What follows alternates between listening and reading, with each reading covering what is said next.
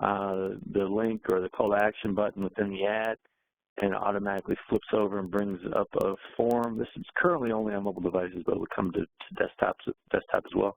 Pulls up a form that automatically pre-fills information that you're asking for that's pulled from the user's profile. And they can override it, and they can say, oh, that's not the email address I want to use, or that's not my name, or whatever. You can also ask custom questions. But the main thing is it's entirely within Facebook. It's quick, it's easy, it's streamlined. And so some of the results I've seen are pretty incredible in terms of the ability to collect those leads. Yeah, I mean, it makes sense.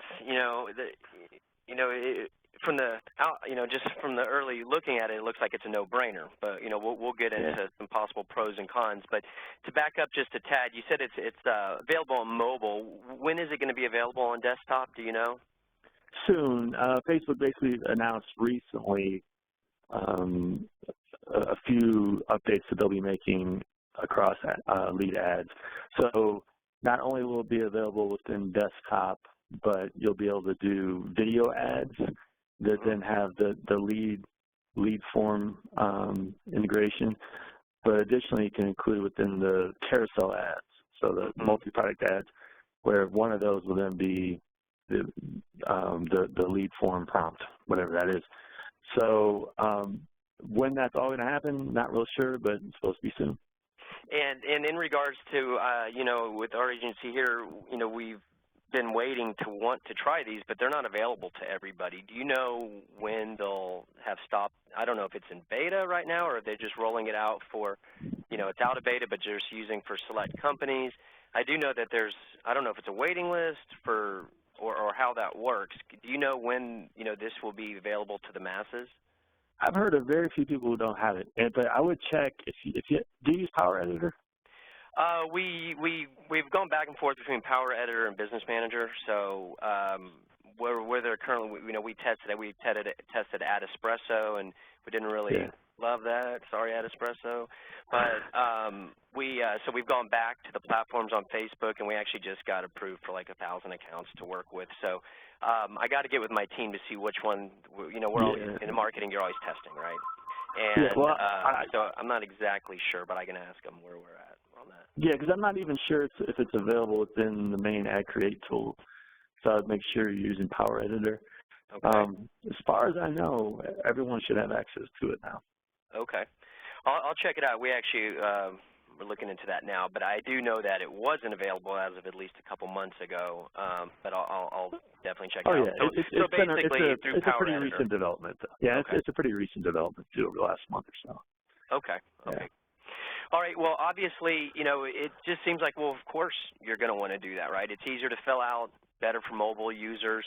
But a possible con is you're losing the traffic, which means people won't be at your website, possibly not looking at your content. You might be losing trust. What are your thoughts on that?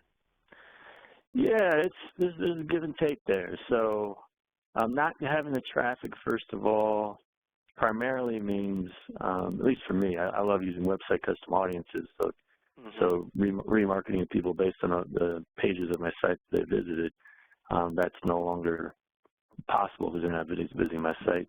If you've got any upsell, cross-sell, or anything redirecting them after they opt in on your site, that's not really possible either. You can provide a link at the end of the form, but they don't need to click it. So you lose that as well.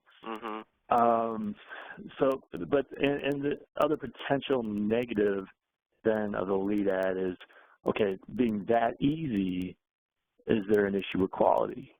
You took the next question out of my mouth. Yeah, absolutely.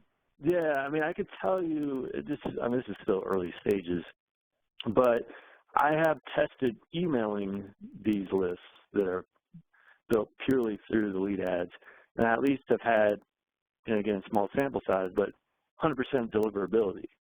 So, I mean, these are email addresses that people provide, but then that's attached to their Facebook account. Now, is it something that they use frequently? Is it an email address they haven't updated in 5 years? I mean, that's something that I don't know yet in terms of the effectiveness of that. But that said, I mean, especially think about load times and all that kind of stuff. Think about all the people you likely lose who click on a link to go to your landing page. A lot. And yeah, a lot. So are there some potential issues with this as far as not having that traffic? Maybe the quality is down. Who knows? I mean, this is all possible, but in my mind, it's still the pros far outweigh the cons in that respect. Now, another current negative, if you don't use a third-party tool, is no automatic syncing to your CRM. I saw your post about that today, actually. Yeah, that's right. Mm-hmm.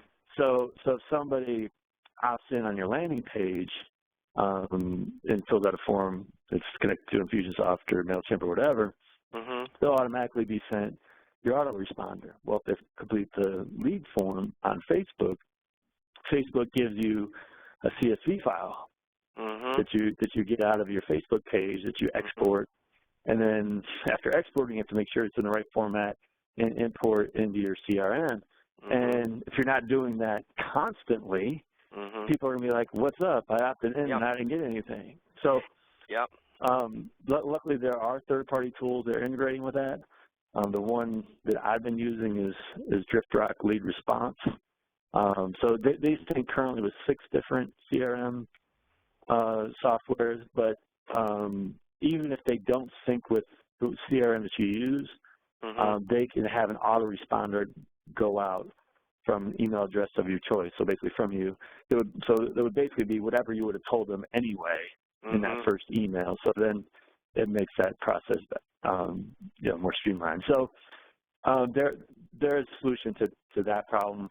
Of course, those things do cost money too, but when you weigh again the pros and the cons.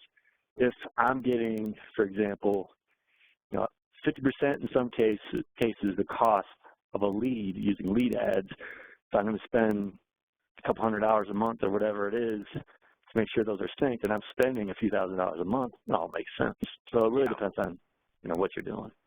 Yeah, no, I hear you. And to kind of take from the blog you sent today, and it was so ironic. I saw that because that was one thing that annoyed us and continues to annoy us with the Twitter cards. And yeah. I didn't know that we weren't, you live and learn, right? As you're getting in this and marketing, especially in marketing, right? I mean, there's so many new things. And we were doing these Twitter ads, and I was like, how is it possible we have gotten 0 response on these, right? And then they were like, well, no, we have. I was like, well, where are they? Oh, they're over here. I'm like, guys, I had no clue. And they were sitting there for weeks. And that's one thing I wanted to discuss with you today, the annoyingness of that, if it works the same way. And then randomly this morning, I see you did you always seem to be one step ahead of the game there, John. And to take from that post, the 2 ones that you mentioned, the companies were DriftRock, that's DriftWrock Lead Response. Actually, there's no W in there. It's just DriftRock, DriftRock. Okay, thanks for correcting that. And then SyncSumo is another good one. That's SyncSumo. And to be clear with SyncSumo, that one, they already have a tool that syncs with your CRM, but it doesn't yet sync with Facebook lead ads, but it's going to. So. Gotcha. Okay, and to circle back around to, who this might, which direction you might want to go with the landing page versus these lead ads, are these, are they going to be more expensive? So, first of all, it depends on who you ask. What I've seen so far, and so it's just me, let's not make it a universal statement, but my CPM, so the cost to reach people, is actually about twice as high with the lead ads and driving people to my website, which is interesting because my cost per lead is quite a bit less for the lead ad. So that just shows you, again, the success rate of that, if you do it right. Because I've heard some people, now, whenever you have a CPM that's that much higher, you better be more effective. Oh, yeah. So I have heard some people that say, oh, this is too expensive, it costs me too much per lead. Well, so I mean, there are lots of factors that go into whether or not you collect that lead. Is your ad crap? Because now everything is in that ad, whether or not someone's going to opt in. And you might make it easy, but if your targeting is terrible, if your creative is bad, your copy is bad, whatever, and you're spending double to reach people, that's going to be a waste of money. Yeah. So again, it's something that everybody should experiment with. But yeah, the cost I'm seeing to reach people is higher, but it's just so effective though. The cost per lead is the conversion cost lower. is lower, and that's really where we, at the end of the day, is what we concentrate on. Of course, there's lots of different stepping stones that you look at to get to that point, but at the end of the day, it's cost per conversion is what it comes down to. And you use the CPMs, you use the cost per clicks, you do all that stuff. And correct me if I'm wrong. I mean, this is my thought on it. But you know, at the end of the day, that's what matters. You know, what actually ended up happening. You know, the end result. What does that cost you? You know, and you dig into that a ton with your CPM discussions and your cost per click, and we'll get into that on another webinar. But you emphasize that all the time. And and to be clear, kind of the way you should use it, because I mean, again, currently it's only for mobile, and it makes sense why they prioritize that way, because what I've seen up until this point, up until lead ads, the CPM for mobile devices is lower than the CPM for desktop, probably, I'm sure partially because of competition in desktop newsfeed. However, once again, the issue is you click that ad from a mobile device, go to a landing page that may or may not be mobilely optimized, and you got to fumble through with your thumbs to get all this information people are requesting. So the conversion was more expensive typically from a mobile device than from desktop. So the way I recommend going about this is, especially now, currently, because it's right now only available on a mobile device for lead ads, you still run 2 ads, running one starting mobile devices for the lead ad, and then one that's still sending people to your landing page for desktop. In reality, you could still run the once going to your landing page to all placement and see how it does. That's what I was going to say. Yeah, that's what I was going to ask you if that's what your advice would be. Is, I mean, you got to test, and test again, right? So you might as well try everything, but your gut tells you. I mean, do your due diligence, everyone. But if John had to guess, and I guess if I had to guess, I would definitely say that these lead ads, when you take down barriers of entry, when you remove an entire click, I mean, that's a big deal in marketing. I mean, and especially on mobile, because it's so tricky to collect information from people on a mobile device. You're just going to pre-fill a form, say, okay, all I got to do is hit submit. Oh, it's easy. So again, I mean, I guess a small sample size. I mean, I spent several $1,000s on lead ads so far, and the results have been pretty clear for me. Okay. And on that note, I don't know how pertinent this is because you're going to want to test maybe starting with, but I just kind of had a question. If you had to choose a percentage of budget to spend between lead ads and driving people to landing pages, what would you do? Well, I mean, for now, I would base it primarily just on placement. So I think I'd go maybe 50-50, although I may spend even more on the lead ads just because it's more effective. So I think, again, depending on your results, you may want to go more towards 60-40 or 70-30 since you'll actually collect more leads through the lead ads. And again, people are on mobile devices more than they are on desktops these days. So it probably makes more sense to spend a little bit more money on the lead ad side, assuming it's working for you. Okay. Yeah, it sounds like you're sold on it, and I'm heavily leaning that way too. You know, anything that makes it easier, especially on mobile. You're right. We have just seen you got to make it so easy for them, and the only thing is you got to be creative one way or another, right? So just find ways to be creative, do your tests, but definitely you would be a fool to not try out the lead ads at a minimum. Absolutely. You bet. And all right, well, cool. Let's. Is there anything else you want to add on lead ads versus landing pages? I think we've kind of gone over the. You know, obviously a pro of a landing page is, and you know, people like SEO Moz and a lot of the people like that, they can really teach you how to create awesome landing pages. And a very good landing page will build trust and all of that. But obviously, and it could be weeding out unqualified leads, and proto landing pages. But you're right, and you don't know what kind of plugin, or if it takes more than 3.3 seconds to load, people are going to bounce on you more times than not, and most people aren't going to really know how bad that is with everybody else's. So, a potential con for a landing page is that it might deter people from filling out the form. It's an extra click. So everyone just needs to take all that into consideration and do your own testing. But do you have anything else to add on this subject before we jump on to the buy button and the instant articles? Yeah, I mean, part of it, I think, is keep in mind, without a landing page, your pitch is entirely in the ad now. Whereas before, it's like you just want to get people to click so they go to your landing page and learn more about it. So you have to be a little bit more thorough, maybe a little bit more creative, and explaining what it is they're signing up for. So I think that's the first thing.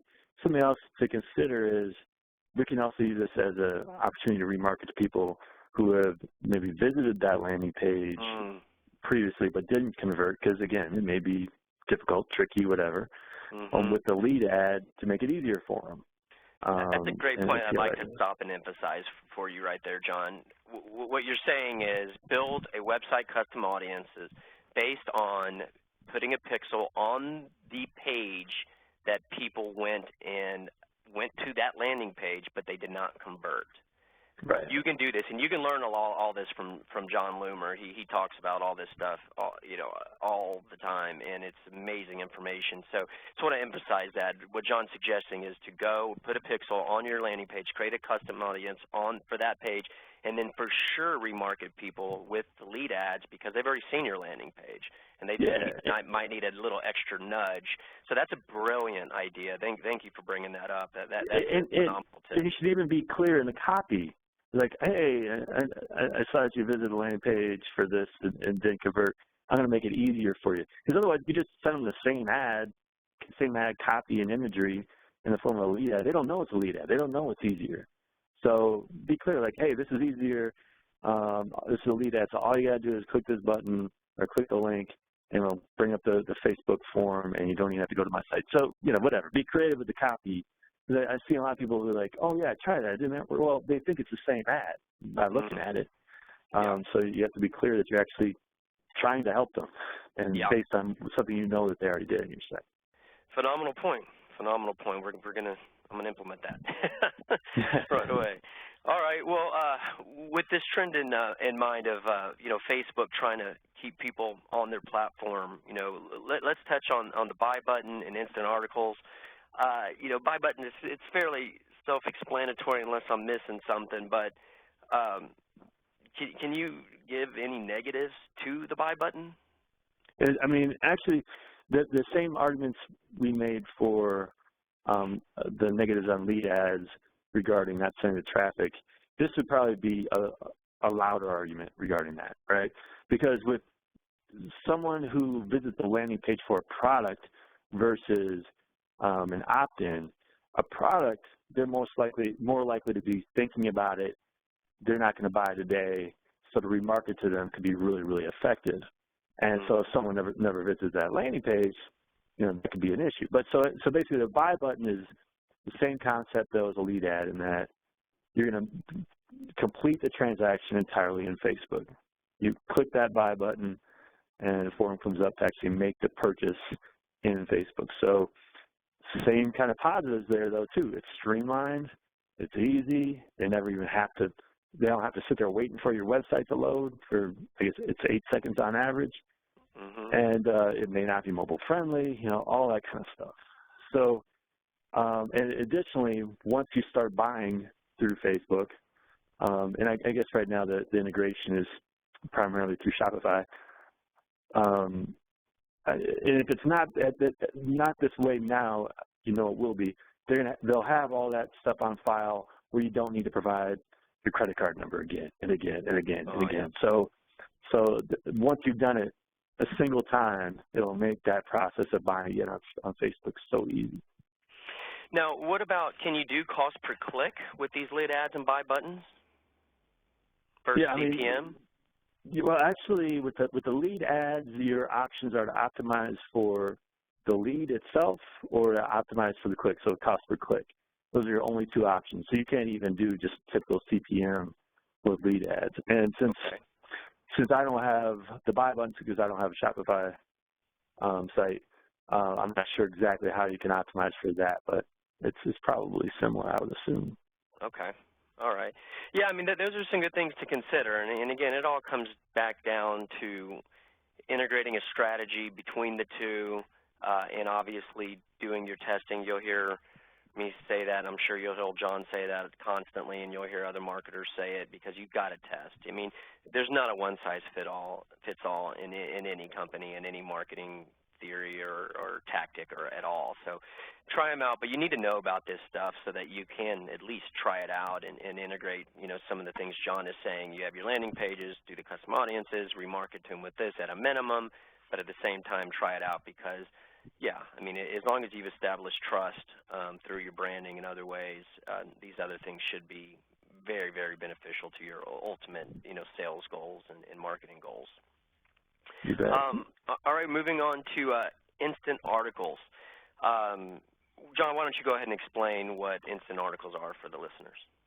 Okay, so whether we're talking about lead ads or the buy button or instant articles, in every case there's a trend here, and it's one that some publishers are scared of, and they don't like it because they're losing control.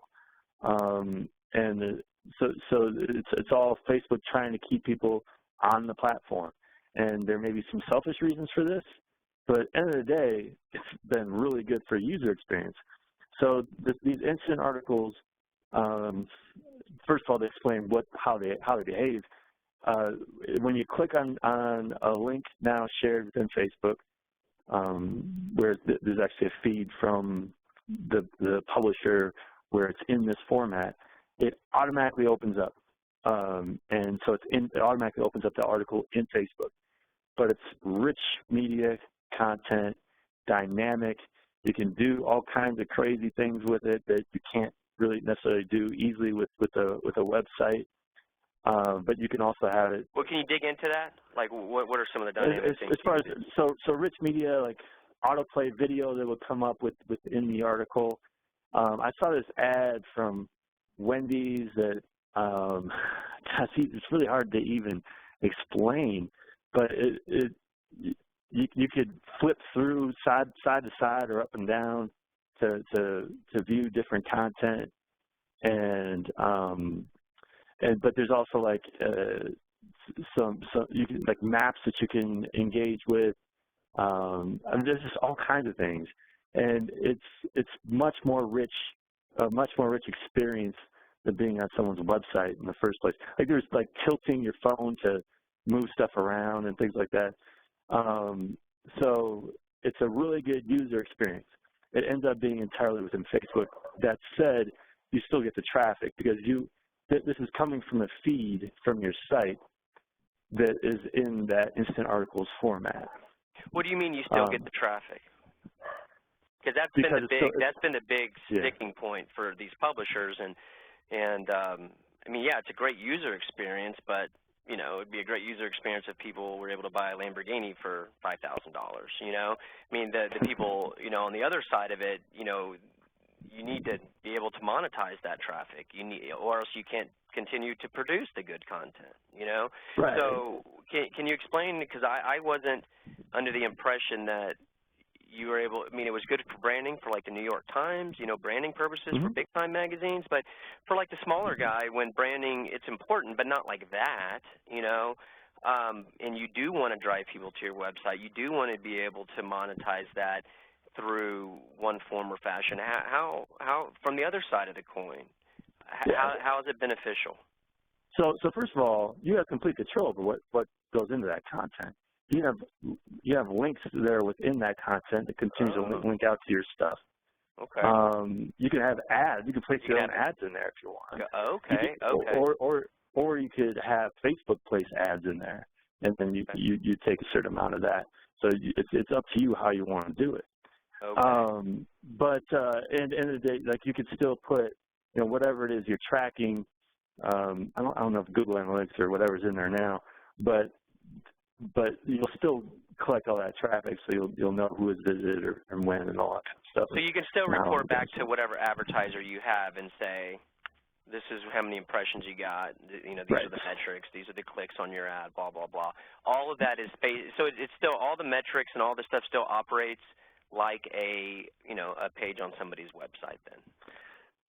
Yeah, and to be clear, I'm not 100% clear on all of that. So do you lose something?